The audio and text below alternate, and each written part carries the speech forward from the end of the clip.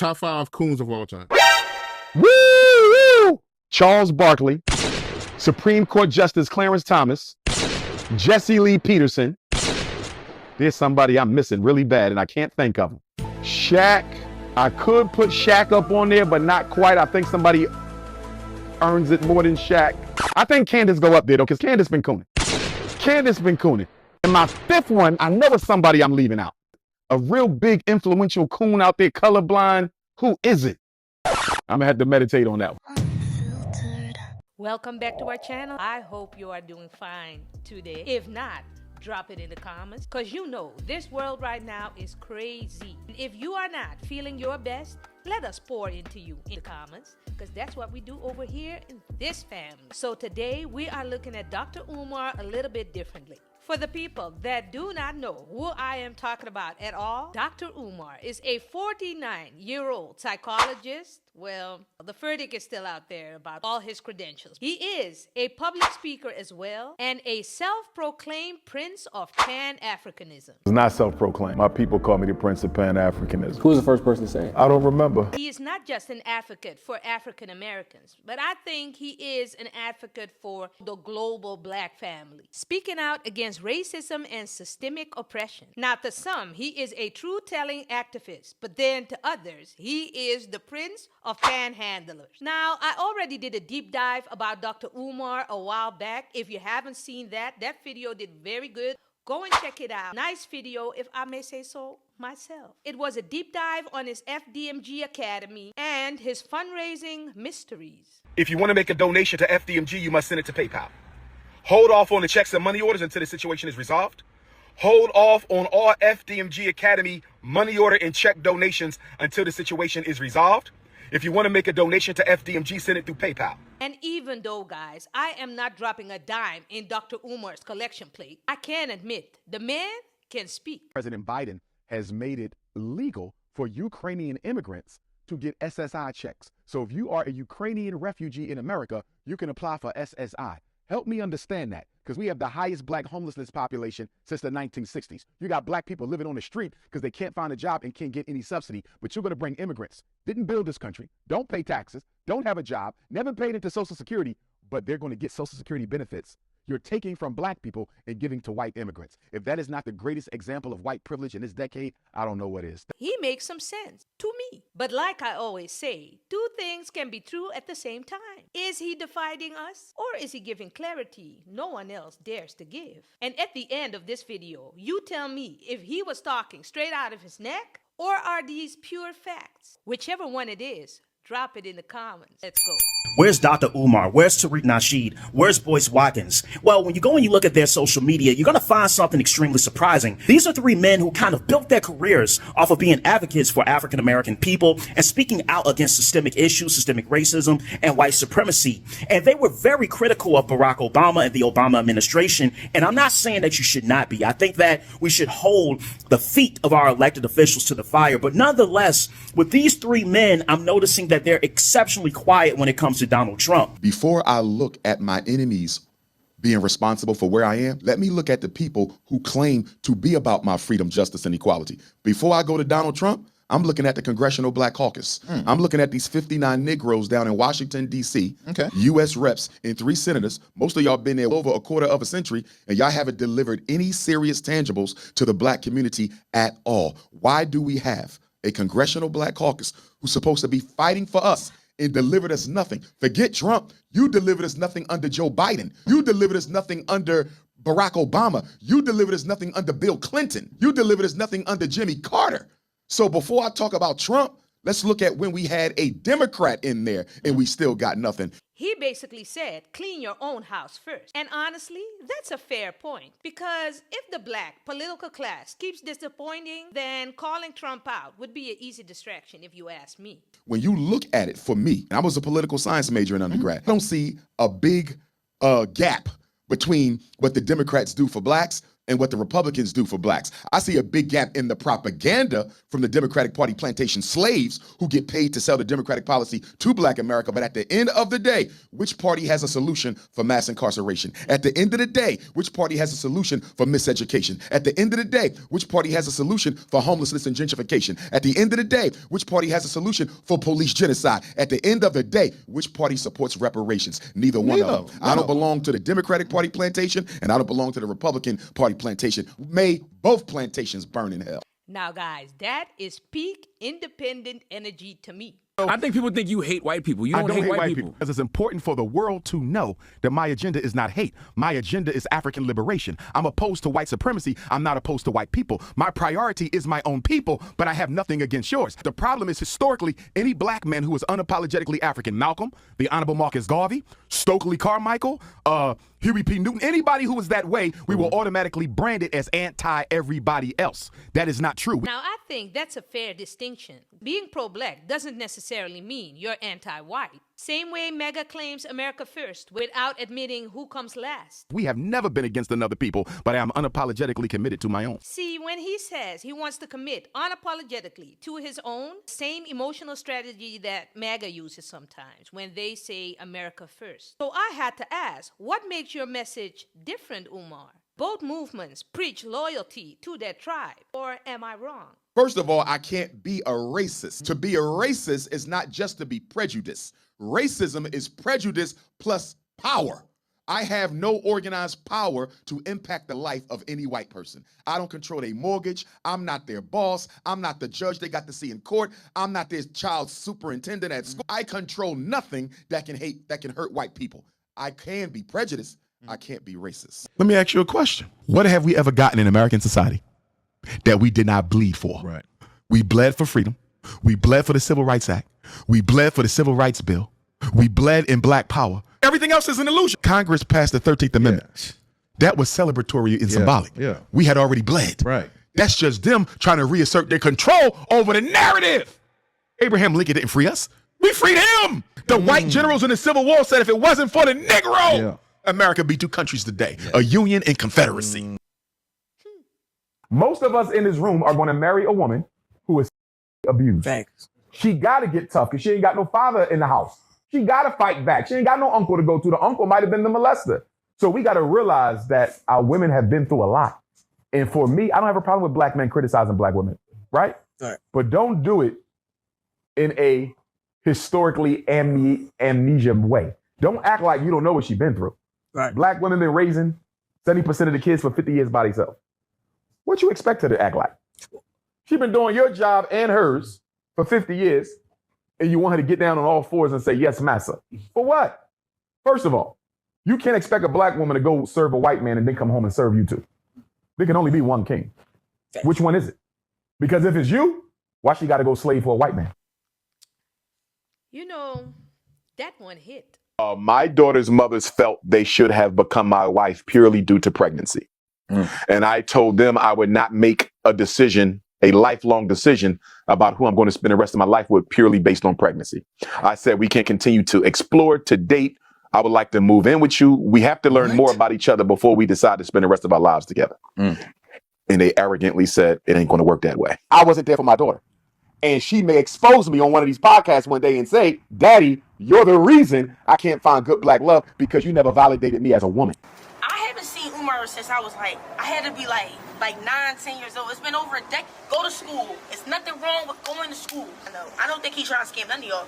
Y'all gotta understand, Umar is the biggest black activist in America, and he's building a school. You said Tasha K had reached out to you. First of all, Tasha K black ass, where a lot of people like to compare me to Meatball. I don't have a problem with Meatball. I don't allow your life experiences or where you came from or how you came up to influence how you live your life. I come from the hood. That don't mean I gotta be hood. A big difference between the snow bunny and the African queen is the snow bunny will find a black man in progress. She will find him on the job. She will find him on the university. And that snow bunny will see a black man with potential and she will invest in him. She will help him level up. And then when the sisters see him 5 years ago, 5 years later, he's a millionaire. And the sisters say, look at that sellout. He went and got a white girl. But guess what? When he was looking for a sister to help him level up, to invest in him. None of them wanted it. You know why? Too many black women want a finished product. Black women have to, stay with me.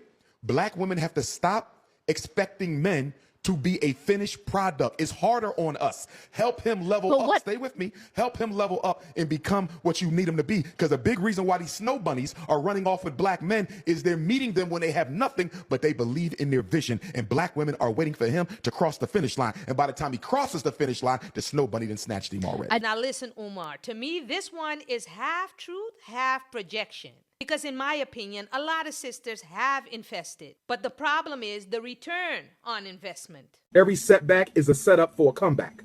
Every setback is a setup for a comeback. Every setback is a setup for a comeback. Dr. Umar Johnson.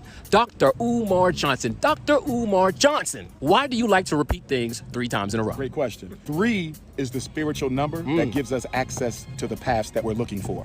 That's why when your ancestors come to visit you, if they ever have, they'll knock on the door 3 times. They'll tap your foot 3 times. 3 is the magical number of spirit. It opens up the path, right? So psychologically speaking, I repeat myself 3 times because the first time I say it is for the unconscious. Okay. The second time I say it is for the subconscious. Okay. And the third time I say it is for the conscious mind. Because I need you to understand, overstand, and understand. We have nothing against the white woman. I respect you, white women. I respect you, Chinese women. I respect you, Latina women. I respect you, East Indian women. I respect you, Mexican women. I respect you, Arab. I have nothing against you. But to save my community, in order to save my race, we have to make bunny hopping a federal offense. I want to introduce the anti-snow bunny hopping bill into Congress. I've never dated a white woman. You never kissed a white woman? Never kissed a white woman. No fornication, no nothing. Waist to waist. Waist to waist. If I run into one of the women I went to high school with or college with, I'll give them a hug. I ain't got a problem with that. You're in love with a white woman. Congratulations. You have had your melanin snatched. Your melanin has been snatched, and you can go head over to the Ice Kingdom. We no longer need you. Love is not a protest movement. I think we have the ability to advocate for black love without policing people's hearts. When you think about the streets of Chicago, is there a realistic way to save these kids from the gang culture now? Absolutely. Give them opportunity. Give them education. Give them meaningful, relevant therapy by black people. Remember, what's the mother of all crime? Miseducation. What's the father of all crime? Economic castration. What are 2 of the biggest problems in Chicago? Poor schools and no jobs. Anybody who tells me I want to stop crime in a black community, I don't care if it's Fort Lauderdale, Miami, Philly, Detroit, Chicago, Boston, Atlanta, Houston. If you tell me you want to stop crime in Chicago, but you're going to do nothing about the schools and nothing about unemployment, you are a complete hypocrite. Poverty is the mother of crime. You're not going to do nothing about poverty, but you're going to reduce crime. The only way you can do that is kill people and lock them up. This is no conspiracy to me. That one was a real analysis. The children are how they are because we allowed them to become that way.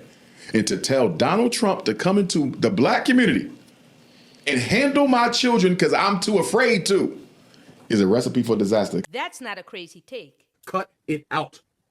If you got a $300 weave and your son can't read, you getting the coon tax. You getting the coon tax. If you got a $300 weave and your son can't read, you getting the coon tax. You getting the coon tax. Black man, you got on $300 sunglasses, $100 pair of Air Force Ones, $200 pair True Religion jeans, $2,500 gold chain, $20,000 rims on your truck, $800 a month car note, and your son can't count, your trifling ass is getting the coon tax. I think he is absolutely right. Is the black bourgeoisie a blessing or a curse? Because, see, I would argue that the black elite class was engineered by the white power structure to be used as a buffer against the rest of us. In other words, when black people scream racism, we'll point to the billionaires and millionaires and say, there can't be no racism in America because how did they make it? They made it because you allowed them. See, the argument about racism is not that you don't give opportunity, you don't give equal opportunity to all. Guys, what do you think about this?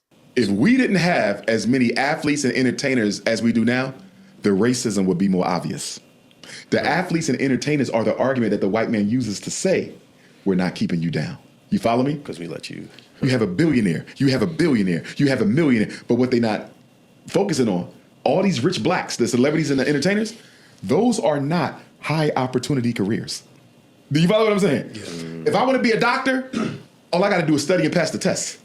If I want to be a basketball player, It's more than just talent. You follow what I'm saying? I got to be at the right place at the right time and press the right person. You see what I'm saying? So you can't hold that up and say everybody could be a Jay-Z, Tyler Perry, LeBron James. No, they can't. That's not realistic. You're not going to eliminate poverty by telling people to go and try to be a LeBron, a Tyler Perry, or a Jay-Z. But they'll use them as examples of black progress, while at the same time not pointing out the fact that these are very difficult industries to break into. I see the frustration, but I don't know if I fully agree. I think that representation and reinvestment can coexist together with activism. Shannon Sharp, I'm going to stand with you, my brother. I'm getting text messages from all over the African universe telling me that Shannon Sharp was accused of the unspeakable. I'm going to stand with my Uncle Shannon Sharp on one condition, Uncle Shay Shay.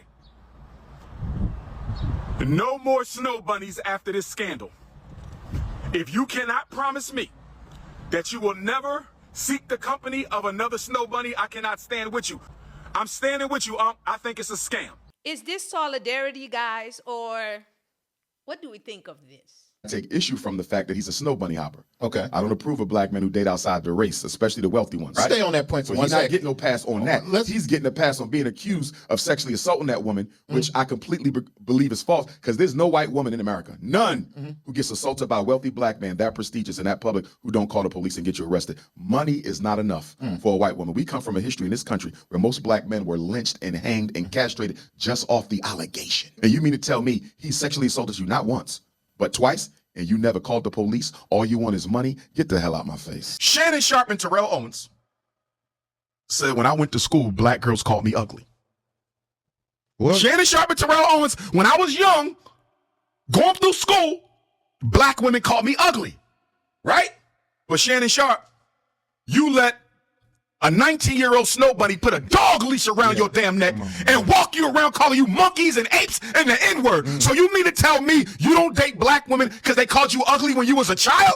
But you'll let a white woman dog walk your ass butt naked around her bedroom, calling you every monkey and ape and N-word there can be. But it's okay when a white woman disrespects me. It's okay for the white woman to put a dog collar around my neck and call me the N-word. It's okay for the white woman to put a dog collar around my neck and force me to engage in racist sexual play. But if a black girl calls me ugly, I'll never date one again. Well, good God. I didn't go to Andrew Schultz and I didn't go to Fresh and Fit for the same reason. And that is, once I agreed to go to Andrew, he goes on somebody's podcast, was it Shannon? And he made some disrespectful comments about black women. Because people kept sending me the clip. Oh, yeah, it was his podcast. Right? And I said, there's no way I could go on a white man podcast who disrespected black women. And what did it for Fresh and Fit, they had an episode where they had a couple sisters on there. And if I'm not mistaken, they got into a fist fight. Yeah. What the fuck? How you get into a fist fight with black women, bro? And was calling her all kind of bees.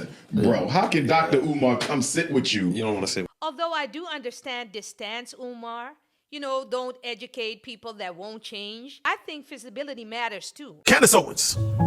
She let a white man impregnate her with slave master DNA. But the thing with Candace that got me, no disrespect to you, Candace, I still respect you as a person.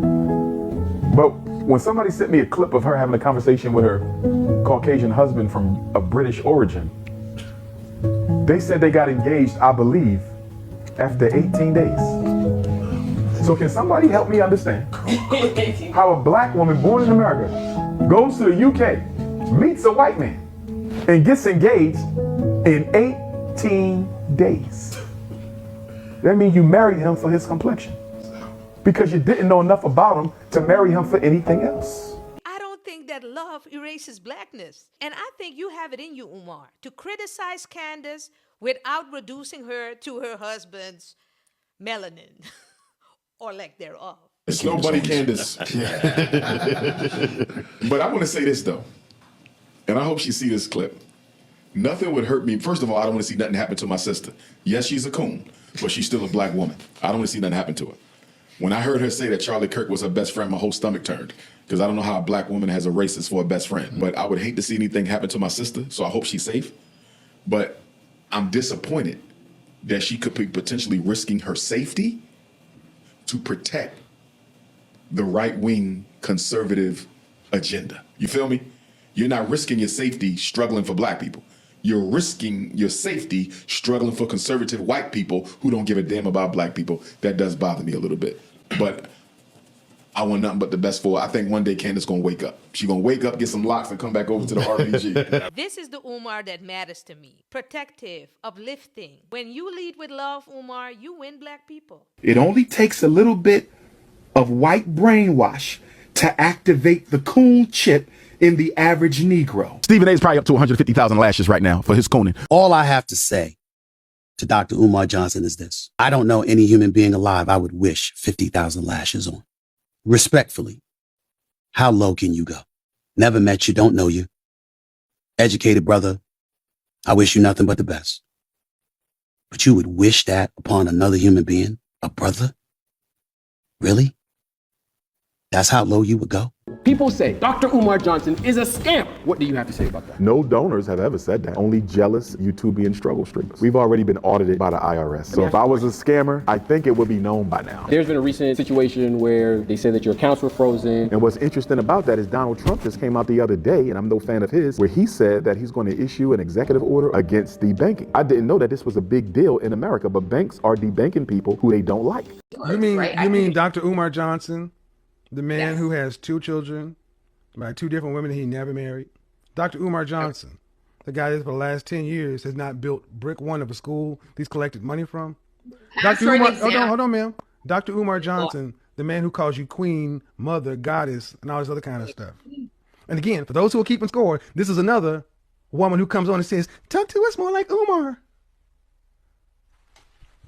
The Prince of Pan African, Big Papa's in the house. Run my donations. I mean, shout out to Umar. I got no problem with the dude, but I think it's funny. Y'all keep coming over here asking everybody to talk like Umar.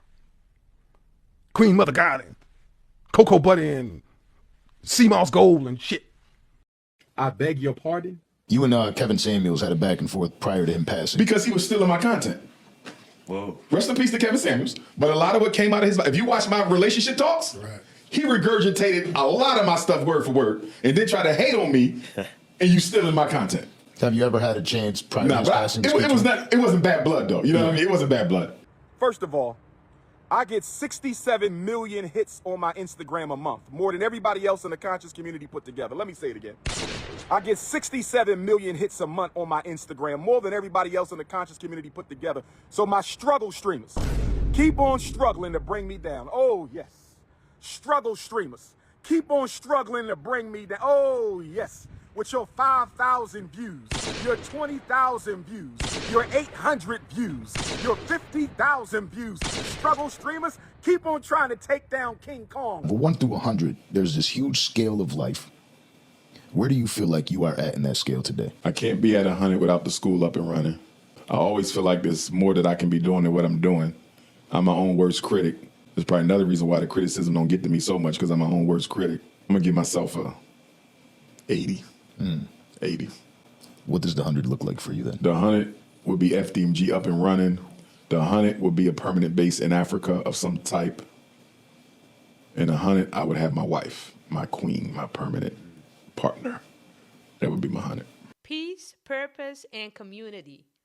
It's hard to roast that. Do anybody got a problem with what I just said? To the haters, instigators, and defamers, that's all we gonna say. Tell me in the comments, guys, where do you think he was right and where was he wrong? Like and share this video with a friend, and I hope to see you in the next one, guys. Peace.